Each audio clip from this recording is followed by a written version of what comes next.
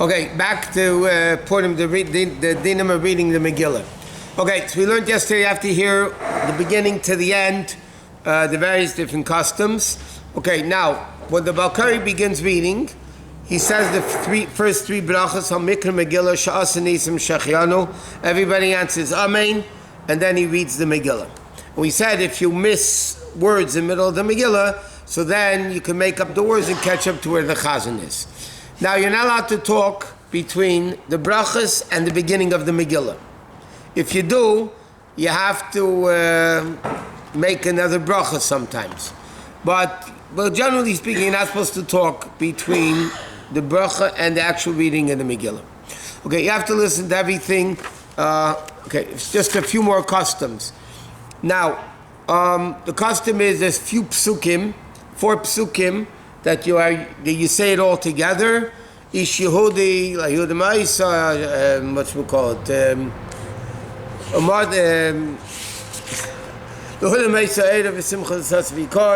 The last pasuk of the Megillah. Those 4 psukim you say it out loud, and then the Chazan repeats it. Huh? One time, we're not coming. We're soon. Okay. Ish Yehudi Martcha Yata La Yehuda Ma'isa, and all the way at the end, Martcha Yehudi. In addition to that, the custom is that when the Bakari begins the 6th chapter, Balaylo Nodin Ashnas HaMelech, the Mariel brings down, you're supposed to elevate your voice a little bit, because that's when it's called Takfish Nes, that's when the miracle actually began, when Achashverosh couldn't sleep. Then you have a few things, okay. It's also a custom that when the Bakari reads the Megillah, you bang by Haman. You make noise by Haman. Officially in Chabad, the custom is we only bang Haman when he's with a title. Yes, like Ish Haman Arazeh or Haman ben Amdaso Hagogi. Just the word Haman itself, we don't bang. But the Balkari has to be careful, because when people are making noise by Haman, he has to wait until the noise stops and then continue reading. Otherwise, people are not going to hear the words properly. It's also customary that not only the Chazan, but the people also, they read all 10 sons of Haman in one breath. Starting from Chamesh Me'es Ish, and then you have the 10 sons of Haman. Why? To show that they were all hung together. But if somebody did, they couldn't, that's whatever. And they made a break between them, it's also fine. They're also Yaitza. But that's the custom to do it. Now, after you read the Megillah, there's an interesting Chabad custom that the Rebbe has a whole sikh about. It's printed already in many places. In most places, when you finish reading the Megillah, the Balkari rolls up the Megillah, and then he says the bracha Haravis Riveinu Vadonis Dineinu. First he rolls up the Megillah, and then he says the bracha. And our minig is, brought down in Shalakelo, whatever, there's a lot of places in Samach Tzedek, that the custom is, we first make the bracha, first, and then we roll up the Megillah. When it comes to the Megillah reading during the day, okay, so it's also a lot of different customs. So the morning davening is basically like this. There's no tachnun, regular non-tachnun davening through Shemon Esrei. After Shemon Esrei, you have half Kaddish, you have Torah reading, Vayovei Amalek, which is also a very unique kriya, because the Gemara says you're not allowed to have less than 10 psukim in a kriya. So the Gemara asks in Megillah, Vayovei Amalek is only 9 psukim. The Gemara answered because it completes a whole thing, so even though it's 9, not 10, it's good enough. It's the only kriya that's only 9 psukim. Every other kriya has to be at least 10 psukim. Huh? But, yeah, well, you're right, you have to say Ala Nisim. Correct, we mentioned that yesterday. Yeah, in the davening you have to say Ala Nisim. Then, after you Hag Beglila, so there's a lot of different customs. Some people have a minig, they put the Sefer Torah back, and then they read the Megillah. And the reason for that is they write, because the guy's holding a Sefer Torah, he's not going to really be thinking about the Megillah, he's thinking more about holding the Sefer Torah properly. Our custom is that we keep the Sefer Torah out until the end of Megillah reading, After Megillah reading, we say Ashri Levar Tzion, and then you bring the Sefer Torah back into the Orden Kodesh. Now there are many different customs. Some people will listen to the Megillah in Rabbeinu Tam's tefillin. Who makes a custom though? They woke up one morning and decided what to do. Our minhag is that we read the Megillah in Rashi's tefillin. But there's an Indian of reading the Megillah in Rashi's tefillin. Why? In tefillin. Why? Because it says, Yehuda Meisa'eda, which is Torah, Sasin Zumila V'Yikod, but and Sasin is Yehuda Meisa'eda V'Simcha, V'Sasin V'Yikod Elu Tefillin, which, so it says in the Megillah, the pasuk referring to tefillin also. So it's brought down, you wear tefillin in while you listen to the Megillah, read the Megillah. Whether it's Rashi's or Rabbeinu Tam's, again, our custom is that we do it with Rashi. Some people have a meaning they do it with Rabbeinu Tam's tefillin. What's the reason for the difference? Huh? What's the reason for the difference? But Pashtus, because the main tefillin is Rashi's, so therefore our meaning is to read it in Rashi, because we call. I don't know, a lot of the Chassidish Shapas can bring down the meaning was still in Rabbeinu Tam's tefillin. Because B'chlal, their meaning is to change into Rabbeinu Tam's tefillin. We do it after davening. Some people change in the middle of davening, you know. We do after Palitzion. No, we do it after Aleinu, after 3 Kadeshim, or whatever. Okay. Some people do it right after Amida, no? Huh? Some people do right after Some people do it in the middle of Chazor Sashatz, which the Poskim discuss is not the right thing to do, because then you can't answer Amen. How can you answer Amen if you're in the middle of putting on tefillin? It's interesting, and this is not brought down in very many places at all. It's brought down maybe 2-3 places. That when you're wearing Rabbeinu Tam's tefillin and you say Shema, what are you allowed to answer in that Shema? Normally in a regular Shema when you're davening, Shachris, Ma'ariv, you can only answer Amen Yeshmei Rabba, you know, certain things. But what's the story in the middle of Krishma of Rabbeinu Tam's tefillin? You know, what are you allowed to be mafsik for? So it's very interesting in the Agosai Rabbi Kiva Egan side of Shulchan Aruch, he brings down upon him Yafis that says that you shouldn't be mafsik for no reason in Shema of Rabbeinu Tam's tefillin, which means you can answer all Amen. You shouldn't just talk, but all the Inyanim of Kedush you'd be allowed to say in the Shema of Rabbeinu Tam's tefillin. Regular Amen. It says you shouldn't be mafsik b'chinam, mean for no reason. What? But it's a pella because even possible to talk about Rabbeinu Tam, nobody brings it down. What? If tefillin are called Yikar, they're glorified.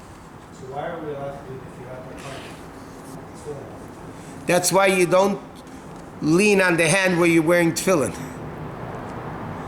One of the reasons, because it's not respectful to the tefillin. Tefillin is called v'yikar. Gemara says on the part, okay, it says like we said in Havdalah every Saturday night. La Yehuda Meisa'eda, V'Simcha, V'Sasin, V'Yikod. So Gemara says in Megillah, Eida is Torah, Simcha is Yom Tif, Sasin is Elam Milah, and then you have the last one, V'Yikod, Elu Tefillin. And that's why, where do we see Tefillin are called Sasin? Where do you find tefillin is called sasin? Huh? I'm sorry. No, sasin is mila. I said tefillin, I'm sorry. I meant, where do we see sasin is mila? Because the Gemara says a story that David HaMelech once walked into a bathhouse and he was undressed. So he was naked for mitzvahs. He wore tefillin, you know, he was completely naked for mitzvahs. And then he realized, the Gemara says, that he had a bris. So that's why it says in Kufyutes, when we say by Bris Milah, Sas anechi al imrasecha kameitze shalorov. Sas anechi, I'm happy, rejoicing, al imrasecha on your commandments, like I found a great treasure. The Gemara says that David HaMelech said, that pasuk until him, he said, when he realized he had a bris. So you see from there, Sas is a level of Sasin, which is Milah. But v'yikar is tefillin, and, you know. And I raise a question. Yeah.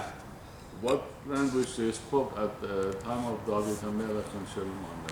Hebrew. like Hebrew just... Like Not today's Hebrew, no. They spoke Lashon Kodesh, not Ivrit. They spoke what? They spoke Lashon Kodesh, Lashon... not Ivrit. So what is Lashon Kodesh language? Biblical Hebrew.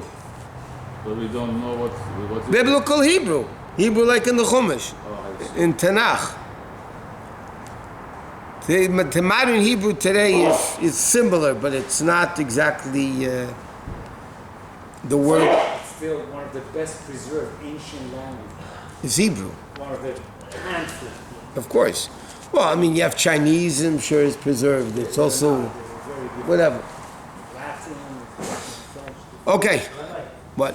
Can you read the Megillah in any language you understand? Or You're supposed to read it in Hebrew. Now, one more important thing. When you say the brachas in the morning, again, we said this, some Chassidus calls you say Shechianu, even by the Megillah reading in the morning. But it says, when the Chazan says, the Shechianu v'kimanu v'gyanu l'zman hazeh, you're supposed to have in mind the mitzvahs that you're going to be doing that day.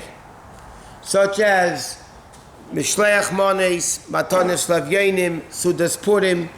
These are all mitzvahs that you have to do on the day. And so when you say Shechianu on the Megillah in the morning, you're supposed to have in mind is going for all those various mitzvahs that we do on the day of Purim. And the guy reading the Megillah, making the brachas, has to have in mind that he's mitzi. He's saying it for having everybody in mind. Wait, can you please remind us the timing of when the fast starts and finishes? Fast starts 7:50. I mean 5:50. Hell am I? 5:50 in the morning, Wednesday morning, And then and it ends after Megillah reading. in the evening. Yep. And so that Purim is Thursday. Well, we didn't get to there yet. Well, meanwhile, we're just finishing up with the Megillah. Okay. Okay. So that's the day of Purim. Now you have the mitzvahs that you have to do on the day of Purim. Okay, you have Mishleach Monis and Matanis Lavyenim. In fact, it's interesting, you know, with these shuttles, I mentioned it in the class the other day. Somebody called me today from a city in California. Their school also does the, you know, the shuttles, you know, people. So he said to me that they got the Mishleach Monis from the school today. Which meant they sent it today and they got it today. Which according to all opinions, you do not fulfill the obligation of Mishleach Monis. There's a machlekes we'll learn when we get there. There's certain opinions. There's machlekes. What happens, like this year, Purim is Thursday. What happens if they send Mishleach Monis Wednesday, FedEx, and you get it Thursday? Or you send it Thursday and I get it Friday. So what's the main thing? You have to send it on Purim, or you have to receive it on Purim? So it's a machlekes. So therefore, halacha says what you really should do is make sure you give it and receive at least one on the day of Purim. But if you send it with the shuttle and it comes, you send it before Purim and you get it before Purim, there's no way anybody that sent Mishleach Monis with that shuttle. Everybody, there's no machlekes. Everybody says you're not yet. can you make a shliach before? You could make a shliach before to do it and give it to them before. What's the difference? You got me. Well, you may point to them a shliach. Where are they going to get the stuff from? Shliach is gonna figure it out and do it. Yeah, but it has to be your stuff. Let's say you paid them in advance. Okay, so then if you make a shliach before Purim, and the guy delivers it, same thing with Matanas Aviyah. I mentioned that Shabbos. The guy's in jail. Every year we give you and you give to them like Yeah, so you give it to me whenever, and I give it out on Purim. It doesn't make a difference when you appointed the shliach. Doesn't matter. As long as the shliach is doing it for you on Purim, so then it's like you did it on Purim.